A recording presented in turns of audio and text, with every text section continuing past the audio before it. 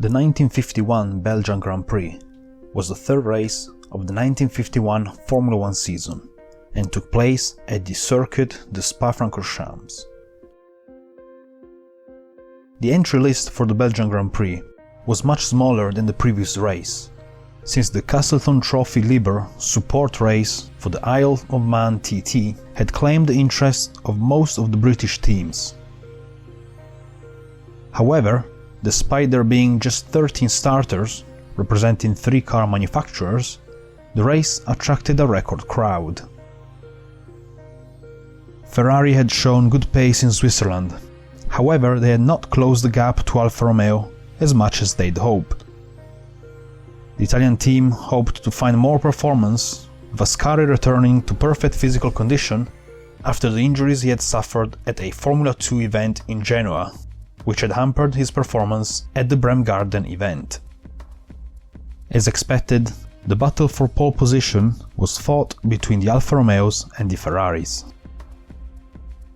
Once again, it was Fangio who held the measure on the field in qualifying, his pole time being a full 3 seconds faster than his teammate Farina's second fastest time.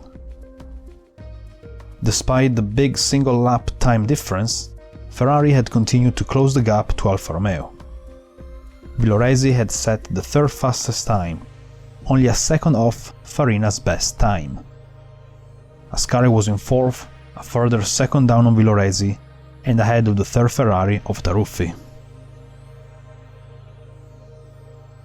The two Alfa Romeos of Fangio and Farina had a poor start, allowing the Ferrari of Villoresi to take the lead. However, it soon became clear that Farina's Alfa Romeo was quicker. On lap 2, Farina overtook Villoresi, only for the Ferrari driver to take the lead back in the next corner. A lap later, Villoresi managed to take the lead again and started to open up a gap. Fangio was on the move as well, and it wasn't long before him too got past the Ferrari of Villoresi and Ascari to take P2 in the race. What had appeared to be a fairly straightforward race for the Alfas soon turned into a nightmare when the pit stops came. Farina had managed to open up a good lead, however when he came into the pits, it took him nearly a minute to refuel and change tires. Things went even worse for his teammate Fangio, who was running comfortably in the second position. The Argentine's left rear wheel became stuck on its hub during the pit stop. The team spent over 3 laps attempting to disassemble the car in order to get the wheel off and put a new one on.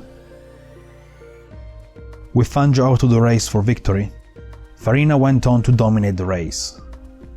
The Alfa Romeo consolidated its position at the top, with the reigning world champion taking the win nearly 3 minutes ahead of Ascari in second and Villoresi in third.